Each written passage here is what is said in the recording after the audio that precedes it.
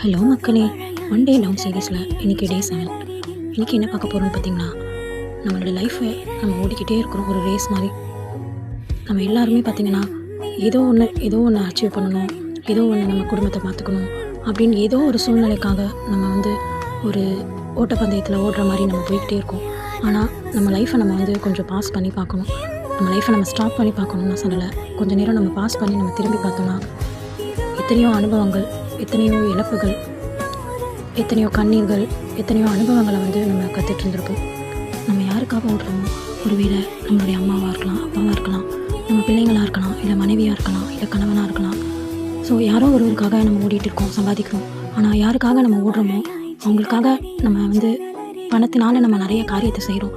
ஆனால் அவங்களோட நம்ம எவ்வளோ மெமரிஸை வச்சுருக்கோம் அப்படின்னு பார்த்திங்கன்னா நிஜமாலே கம்மியாக தான் இருக்கும். ஏன்னா நம்ம அவங்கள சந்தோஷப்படுத்தணும், அவங்கள திருப்திப்படுத்தணும்னு சொல்லிட்டு நம்ம ஓடிக்கிட்டே இருக்கோம். பட் ஆனால் அவங்க கூட டைம் ஸ்பெண்ட் பண்ணுறதா இருக்கட்டும், இல்லை அவங்கள சம்பாதிக்கிறது. இன்றைக்கி திரும்பி பார்க்கும்போது அந்த பெற்றோர்கள் இருப்பாங்க, பணம் இருக்கும், ஆனால் அவங்க முதிர் வயதாக இருப்பாங்க.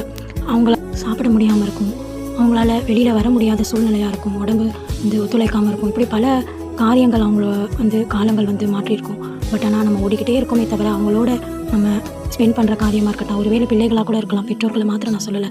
நம்ம பிள்ளைங்களுக்காக பார்த்திங்கன்னா பிள்ளைங்களுக்கு ஓடிட்டே இருக்கோம், பிள்ளைங்களை சம்பாதிக்கிறோம், பிள்ளைங்களை வளர்க்கணும்னு. ஆனால் பிள்ளைங்க கூட டைம் ஸ்பெண்ட் பண்ணுறோமா அப்படின்னு பார்த்திங்கன்னா நிச்சயமாக எனக்கு தெரியல. வளர்ந்துருப்பாங்க, சின்ன வயசில் இருக்கிற அந்த சேட்டை, சின்ன வயசில் இருக்க அந்த குழந்தைத்தன்மை, அந்த காரியம்லாம் அந்த பிள்ளைங்க வளர்ந்ததுக்கப்புறம் நம்ம அந்த பிள்ளைங்களோட டைம் ஸ்பெண்ட் பண்ணவே முடியாது.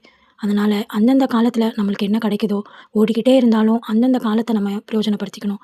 மனைவியாக இருந்தாலும் சரி, அம்மாவாக இருந்தாலும் சரி, பிள்ளைகளாக இருந்தாலும் சரி.